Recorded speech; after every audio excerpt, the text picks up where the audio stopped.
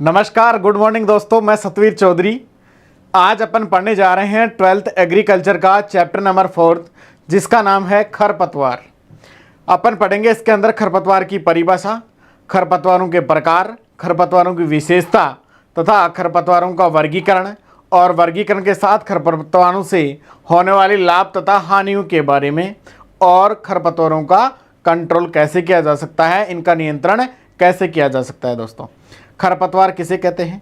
वे पौधे जो अनचाहे स्थान पर अनचाहे समय उगकर और सीधा फसल को नुकसान पहुंचाते हैं क्या कहलाते हैं? खरपतवार कहलाते हैं। सीधे शब्दों में कहे जाए या अपन दूसरे शब्दों में ये कहें कि वे पौधे जिनको किसान उगाता नहीं है, बिना उगाए उग जाते हैं तथा फसल के अंदर अपना इंटरफेयर करते हैं, उपज के अंदर सीधा सीधा उसको प्रभावित करते हैं, क्या कहलाते हैं? खरपतवार कहलाते हैं।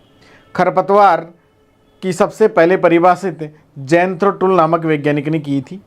जैंथ्रोटुल खरपतवार विज्ञान के जनक भी कहलाते हैं।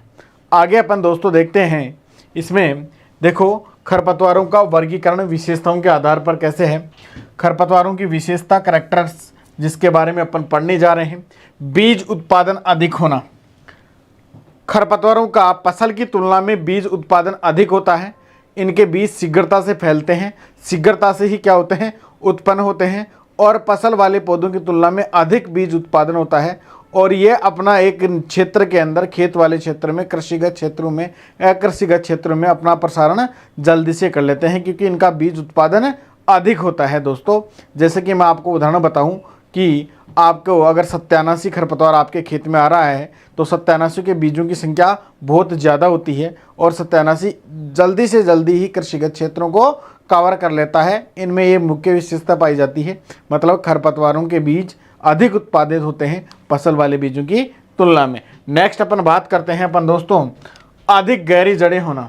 जैसे कि आपको एक उदाहरण दूँ, एक खरपतवार है जिसका नाम है हिरणखुरी।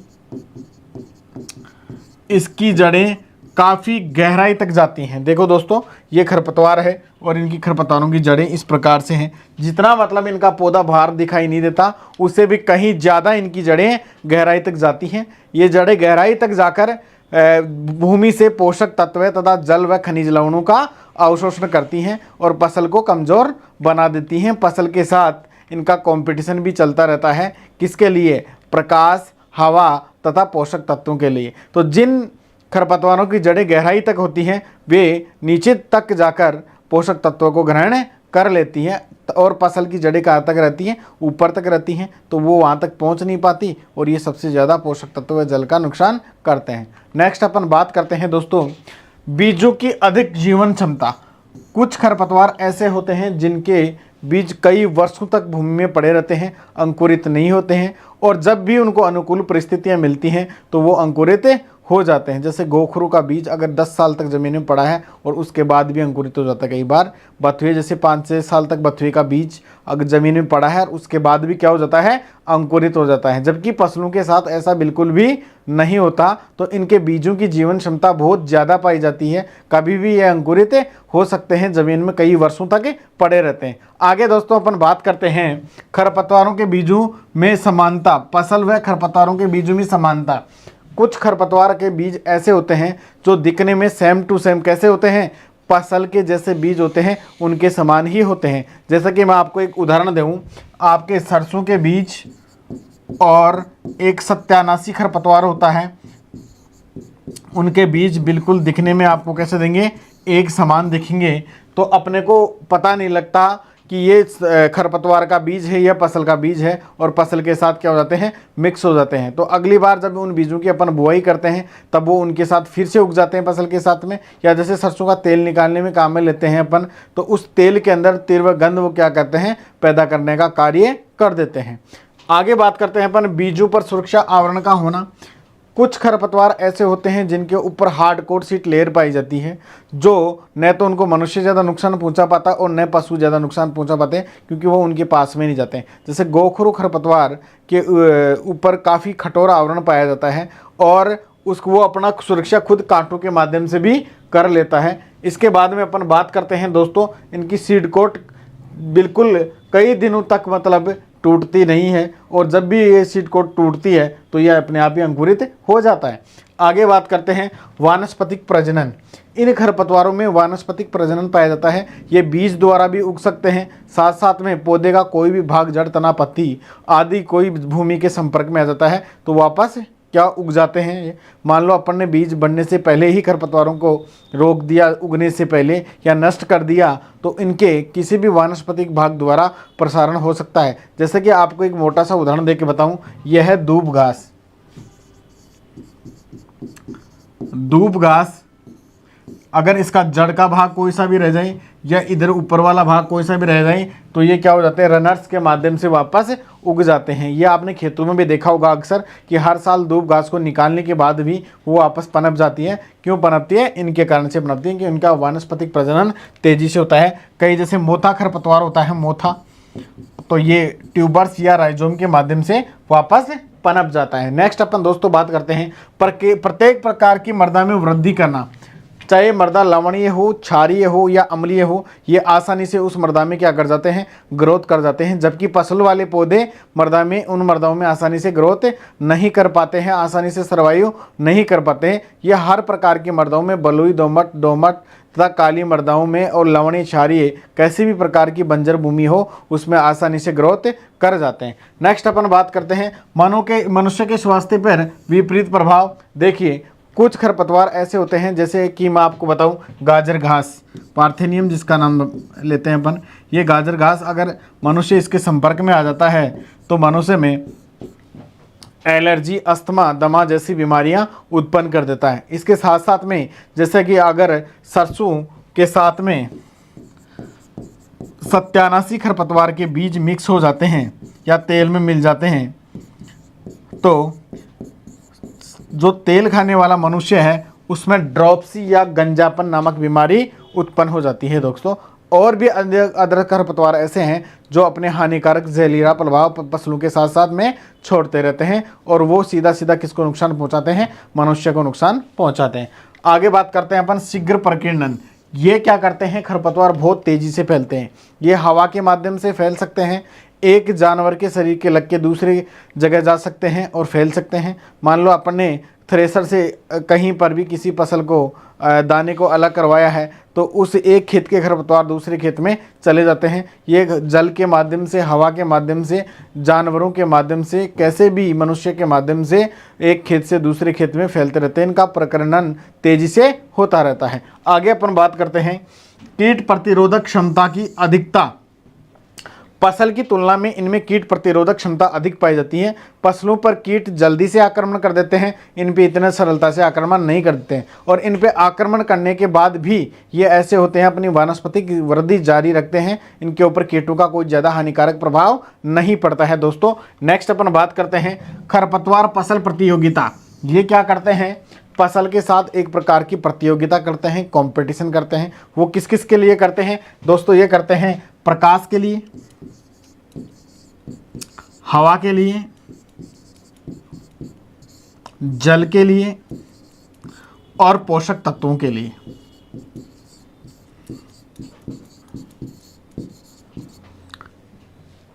प्रकाश, हवा, जल, पोषक तत्वों के लिए फसल वाले पौधों से कंपटीशन करते हैं। ये प्रकाश के लिए फसल वाले पौधों से ऊपर बढ़ जाते हैं तथा प्रकाश को स्वयं ही ग्रहण कर लेते हैं, फसल नीचे की तरफ ही रह जाता है। जल और खनिज लवणों तथा पोषक तत्वों का अवशोषण ज़्यादा करते हैं क्योंकि इनकी जड़ें गहराई तक होती हैं, तो फसल को ये क्या करते हैं, कमज़ोर करने का कार्य करते हैं। आगे अपन बात करते हैं प्रतिकूल जलवायु से अप्रभावित। मतलब किसी भी प्रकार की जलवायु हो, चाहे बारिश आ रही हो, चाहे जलमग्न भूमि हो, चाहे शीत ऋतु हो, चाहे ग्रीष्म ऋतु हो, इनके ऊपर कम ही प्रभाव पड़ता है। पाले तक का भी इनके ऊपर ज़्यादा कोई इफेक्ट नहीं होता है। आगे अपन बात करते हैं खाद व पानी की न्यून आवश्यकता। इनको बहुत कम खाद की आवश्यकता पड़ती है और पानी की भी कम आवश्यकता पड़ती है। ये अपने आप को सर्वाइव कर लेते हैं, चाहे रेगिस्तानी क्षेत्र हो, चाहे जलमग्न क्षेत्र हो, चाहे शुष्क क्षेत्र हो, ये जल्दी से ही सर्वाइव हो जाते हैं। इनको पोषक तत्वों की ज़्यादा आवश्यकता नहीं पड़ती है। नेक्स्ट अपन दोस्तों बात करते हैं शीघ्र वृद्धि व शीघ्र परिपक्वता। ये क्या करते हैं, अपना जीवन काल तुरंत ही ये वानस्पतिक वृद्धि कर लेते हैं और तो फसल से पहले ही अपना जीवन अवधि को क्या कर लेते हैं, पूर्ण कर लेते हैं बीज बनाकर इन, और अब फिर बाद में अपना प्रकीर्णन जारी रखते हैं। आगे अपन दोस्तों बात करते हैं खरपतवारों का वर्गीकरण, क्लासिफिकेशन ऑफ वीड।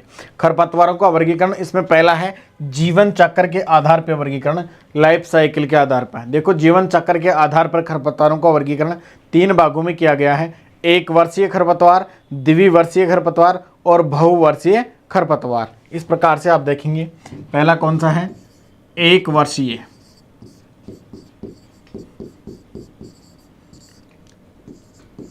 द्विवर्षीय और तीसरा है बहुवर्षीय खरपतवार।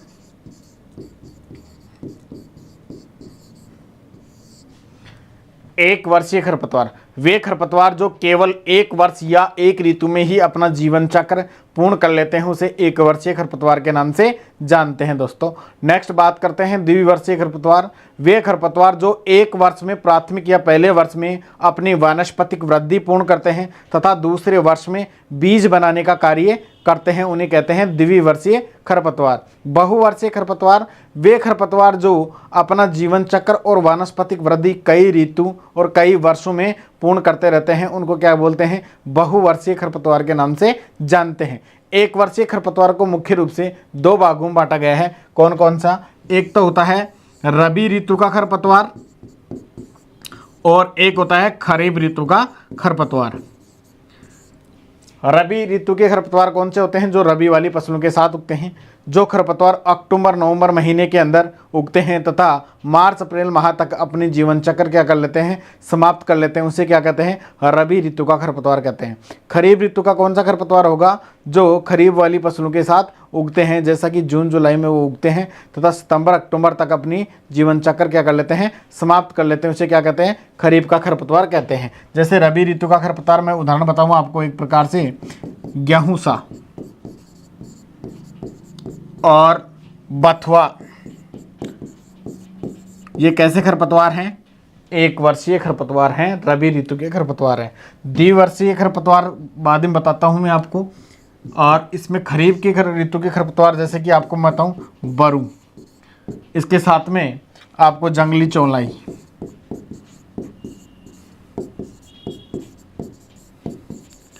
द्विवर्षीय खरपतवार की जहाँ तक बात करें, मैंने बताया था कि 1 वर्ष में अपना वानस्पतिक वृद्धि पूर्ण करते हैं तथा दूसरे वर्ष में अपने बीज बनाने का काम करते हैं, वो क्या कहलाते हैं, द्विवर्षीय खरपतवार कहलाते हैं। इनके उदाहरण दोस्तों बहुत इंपॉर्टेंट हैं, जैसे उदाहरण के तौर पे जंगली गोभी और जंगली गाजर।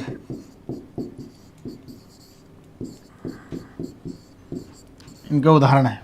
बहुवर्षीय खरपतवार, इन बहुवर्षीय खरपतवारों को भी मुख्य रूप से 2 भागों में बांटा गया है, एक काष्ठीय खरपतवार और दूसरे साकीय खरपतवार।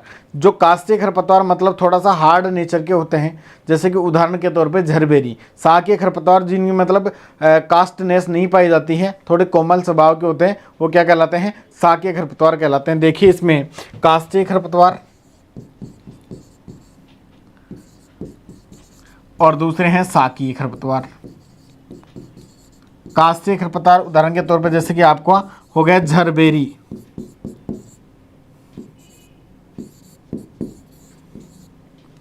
और साकीय खरपतवार जैसे कि आपका तो मोथा।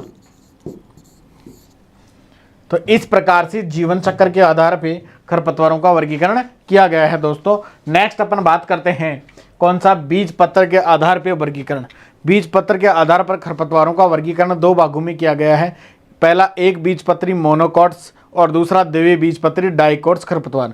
एक बीजपत्री खरपतवार किसे कहते हैं, देखिए आप, पहला एक बीजपत्री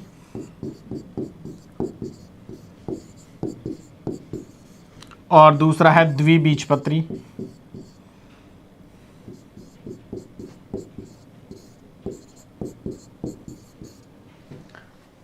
वे खरपतवार जिसका दाना दाल की भांति दो भागों में तुरंत विभक्त हो जाता है उसे द्विबीजपत्री खरपतवार कहते हैं। और जिसका दाना दो भागों में विभक्त नहीं होता है उसे क्या कहते हैं, एक बीजपत्री खरपतवार कहते हैं। अगर अपन ट्रिक के तौर पे देखा जाए तो ऐसा याद कर सकते हैं कि जिन खरपतवारों की पत्तियां बिल्कुल सकरी होती हैं या नैरो लीव्स होती हैं वो सारे के सारे एक बीजपत्री खरपतवार होंगे, और जिसकी पत्तियां चौड़ी होंगी वो क्या होगा, द्विबीजपत्री खरपतवार होगा दोस्तों। तो इनके उदाहरण देख सकते हैं आप। एक बीजपत्री उदाहरण जैसे गेहूं सा का दाना भी क्या होता है, गेहूं की तरह ही होता है। तो इसका दो भागों में आसानी से विभक्त नहीं किया जा सकता है। इसके बाद में देख सकते हैं आप द्विबीजपत्री खरपतवार का उदाहरण जैसे बथुआ, इसमें आप जंगली जई भी ले सकते हैं।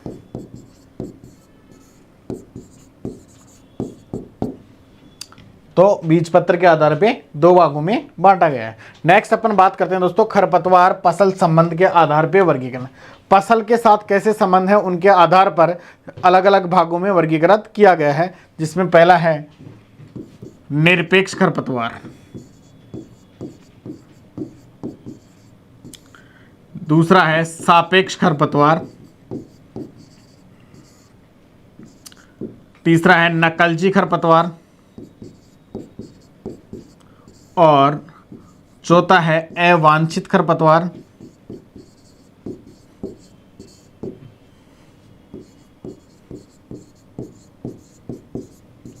इसके बाद में है परजीवी खरपतवार,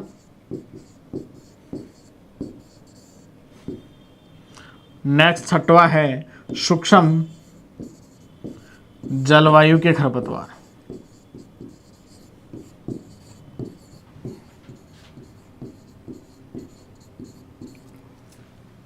निरपेक्ष खरपतवार एब्सोल्यूट वीट के नाम से इसको जाना जाता है। वे खरपतवार जो हर ऋतु में उग जाते हैं, किसान के बिना उगाए ही क्या हो जाते हैं, उग जाते हैं, कभी भी उग सकते हैं। इसमें रबी, खरीफ और सारे जो भी जायद के खरपतवार सब सम्मिलित है। उनको क्या कहते हैं अपन, निरपेक्ष खरपतवार के नाम से जानते हैं, एब्सोल्यूट वीट के नाम से जानते हैं। आगे अपन बात करते हैं सापेक्ष खरपतवार। वे खरपतवार जिनको किसान उगाता नहीं लेकिन स्वतः ही उग जाते हैं। जैसा कि आपको एक उदाहरण बताऊं कि आपने रबी ऋतु में सरसों बोया है और सरसों के बीजों के साथ कोई गेहूं का पौधा उग जाए तो उसे रिलेटिव वीड या सापेक्ष खरपतवार के नाम से जानते हैं। यह बीज उत्पादन में अशुद्धता पैदा करता है, फसल उत्पादन में अशुद्धता पैदा करता है, और ये अशुद्ध बीजों के कारण ही ऐसा होता है कि सरसों के खेत में गेहूं का पौधा उग जाए तो उसे सापेक्ष खरपतवार के नाम से या रिलेटिव वीड के नाम से जाना जाता है दोस्तों। नेक्स्ट अपन बात करते हैं नकलची खरपतवार। वे खरपतवार जिनके पौधे एक दूसरे मतलब फसल के पौधे से समानता दिखाएं, मतलब फसल का पौधा और खरपतवार का पौधा समान दिखे, या जिनके बीज बिल्कुल क्या दिखे, समान दिखे, उसे क्या कहते हैं अपन, नकलची खरपतवार कहते हैं। जैसे कि आपको बताऊं, सरसों के साथ सत्यानाशी, ये एक प्रकार का नकलची खरपतवार है। सरसों का पौधा और सत्यानाशी का पौधा दिखने में कैसे दिखते हैं, समान दिखते हैं। इनके बीज दिखने में कैसे दिखते हैं, बिल्कुल समान दिखते हैं। आसानी से इनमें अंतर नहीं किया जा सकता। दूसरा उदाहरण मैं बताऊं, जैसे गेहूं के साथ गेहूं सा, या इसको फेलेरस माइनर के नाम से जाना जाता है। इसी प्रकार से दोस्तों अवांछित खरपतवार, अवांछित खरपतवार का मतलब होता है रॉन्ग वीड। जब अपन ने मान लीजिए गेहूं की सोनालिका वैरायटी बोई है और उस सोनालिका वैरायटी के बीच में लोक 1 वैरायटी का पौधा उग जाए, एक ही फसल में अलग अलग 2 किस्मों के पौधे उगना क्या कहलाता है, अवांछित खरपतवार कहलाता है। देखो कैसे, आपने वैरायटी बोई है गेहूं की सोनालिका, और उस सोनालिका वैरायटी के बीच में लोक 1 कोई दूसरी वैरायटी है गेहूं की, उसका पौधा आपको दिखाई दे, इसका मतलब इसे आप रॉन्ग वीड या अवांछित खरपतवार के नाम से जानते हैं। नेक्स्ट बात करते हैं अपन परजीवी खरपतवार। वे खरपतवार जो दूसरे पौधों पर रहकर अपना जीवन यापन करते हैं। आपको उदाहरण बताऊं, जैसे कि रिजके के साथ अंबरबेल, एक तरफ रिजका है और रिजके के साथ में आपने अंबरबेल को देखा होगा, जिसको कसकुटा के नाम से जाना जाता है। या आपने तंबाकू के साथ ओरोबेंकी को देखा होगा, या मक्का के साथ जैसा कि आपने स्ट्राइगा या रूखड़ी को देखा होगा। ये क्या है? परजीवी खरपतवार के उदाहरण है। नेक्स्ट अपन बात करते हैं सूक्ष्म जलवायु के खरपतवार। ऐसे खरपतवार जिनको कम तापमान पे उगने की आवश्यकता पड़ती है, उदाहरण के तौर पर जैसे कि कासनी खरपतवार, मतलब सर्द ऋतु में उगता है, कम तापमान पे उग जाता है, और रिजके का ये मुख्य खरपतवार है। इस प्रकार से उगते रहते हैं। तो दोस्तों उम्मीद करता हूँ आप लोगों को सबको समझ में आ गया होगा कि फसल संबंध के आधार पर खरपतवारों का वर्गीकरण निरपेक्ष खरपतवार, सापेक्ष खरपतवार, नकलची, अवांछित खरपतवार, परजीवी खरपतवार तथा सूक्ष्म जलवायु के खरपतवार। नेक्स्ट अपन बात करते हैं दोस्तों पत्ती की बनावट के आधार पर खरपतवारों का वर्गीकरण। पत्तियों की बनावट के आधार पर खरपतवारों को मुख्य रूप से दो भागों में बांटा गया है। एक चौड़ी पत्ती वाले खरपतवार और दूसरे सकड़ी पत्ती वाले या नैरो लीव्स वाले खरपतवार। देखिए पहला कौन सा है? चौड़ी पत्ती वाला खरपतवार, ब्रॉड लीव्स बोलते हैं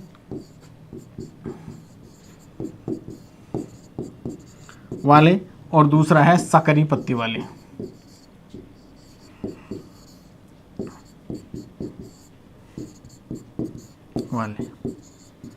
उदाहरण के तौर पे जैसे कि चौड़ी पत्ती वाले कौन सी? जैसे बथुआ,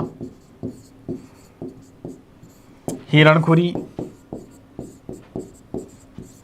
ये क्या है? चौड़ी पत्ती के खरपतवार हैं। जंगली चौलाई,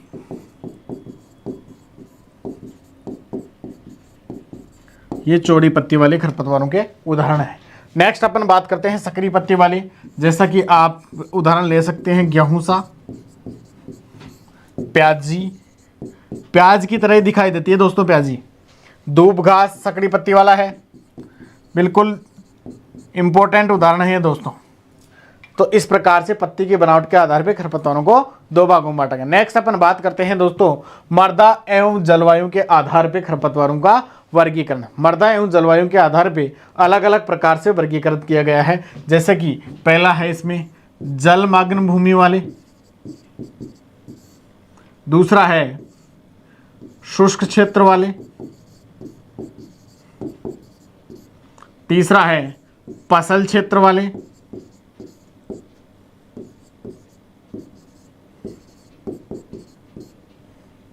और चौथा है अकृषिगत क्षेत्र वाले।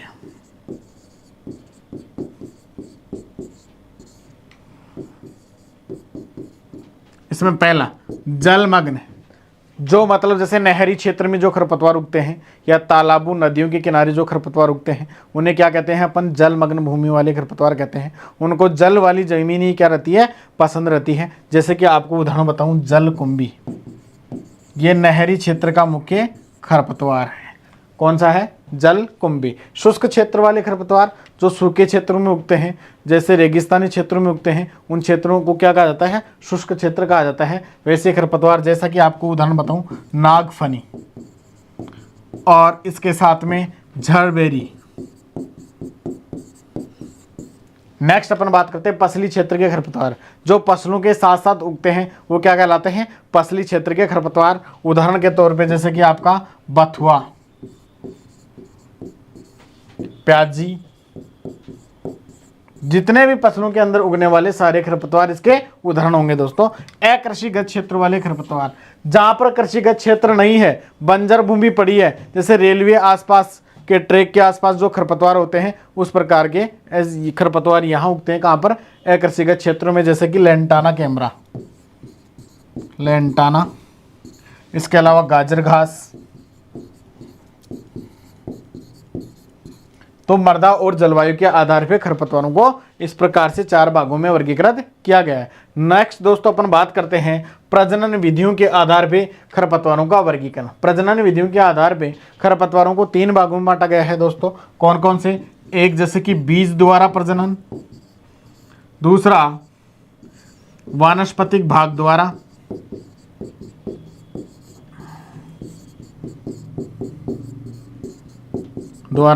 और तीसरा बीज व वानस्पतिक भाग दोनों द्वारा।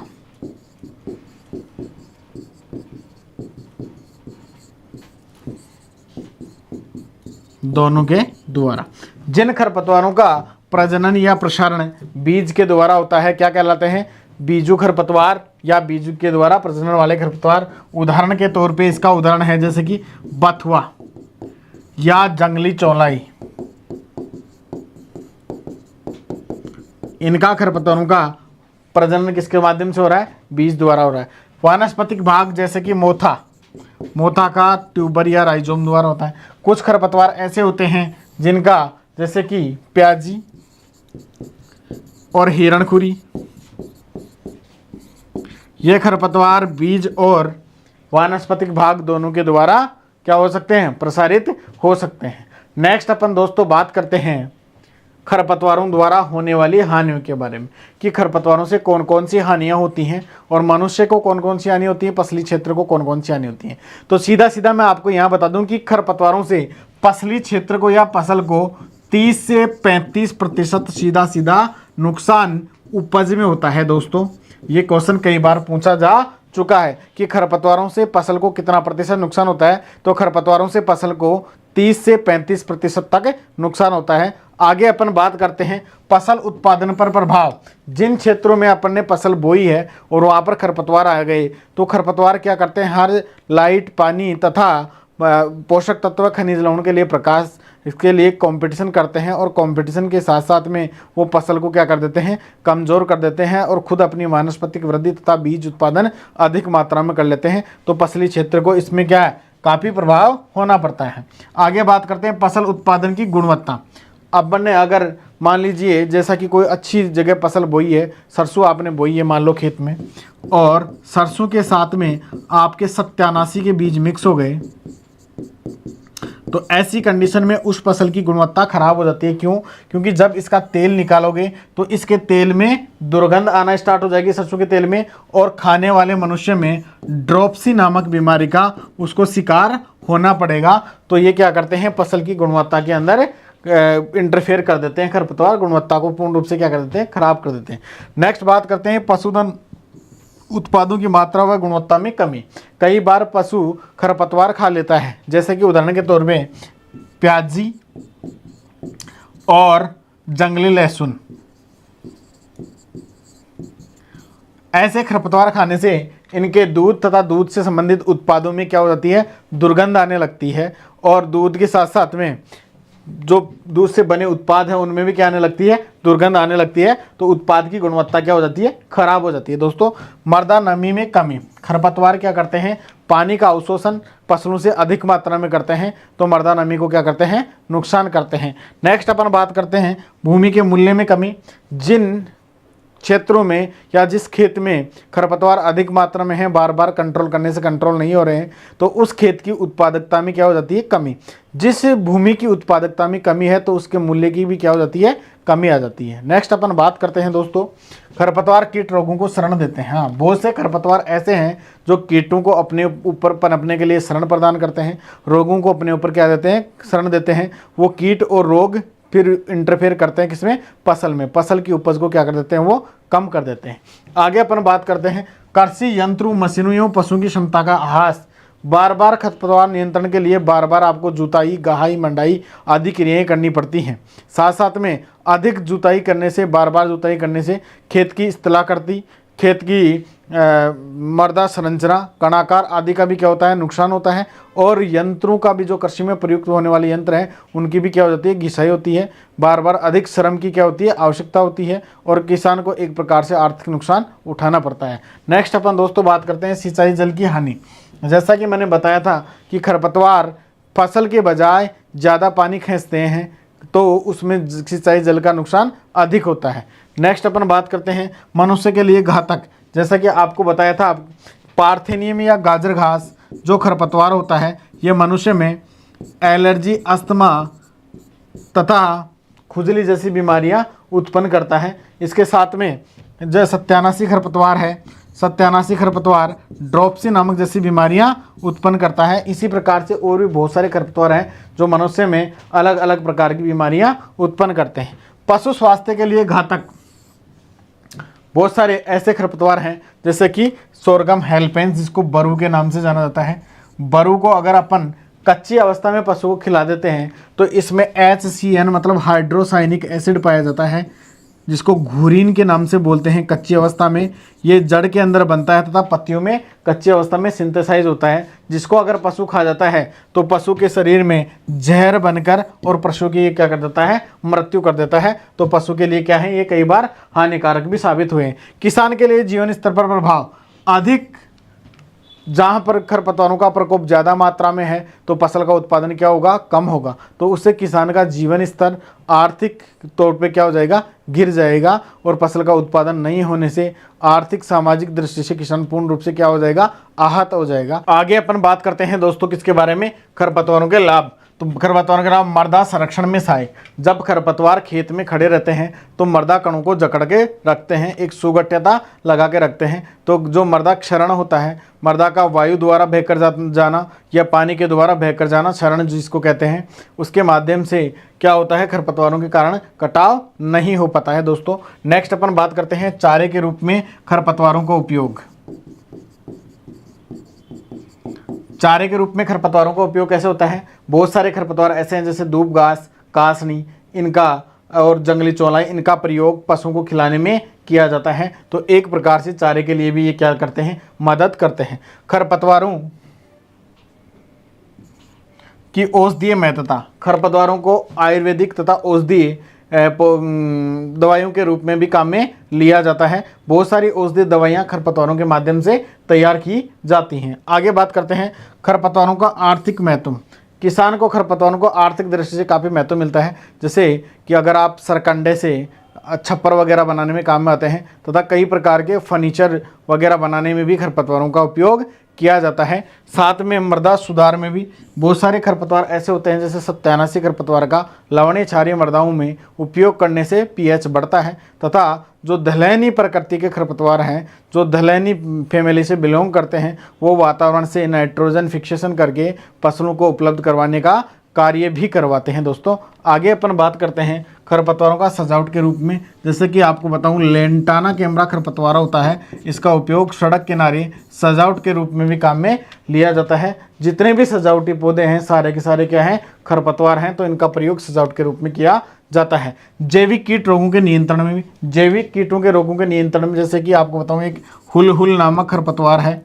इस खरपतवार का उपयोग या किसमें किया जाता है, इसमें एक गंध आती है विशेष प्रकार की, इस गंध को कीट सूंघते क्या हो जाते हैं, वहां से भग जाते हैं। तो इस प्रकार से जैविक कीट नियंत्रण में भी इसका उपयोग किया जाता है। इसके साथ साथ अन्य उपयोग में जैसे मोथा खरपतवार है, मोथा खरपतवार का उपयोग अगरबत्ती बनाने में किया जाता है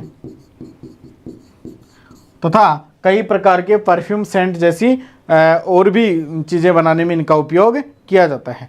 आगे दोस्तों नेक्स्ट चैप्टर में अपन पढ़ेंगे खरपतवार नियंत्रण और खरपतवारों का प्रसारण किस किस माध्यम से होता है।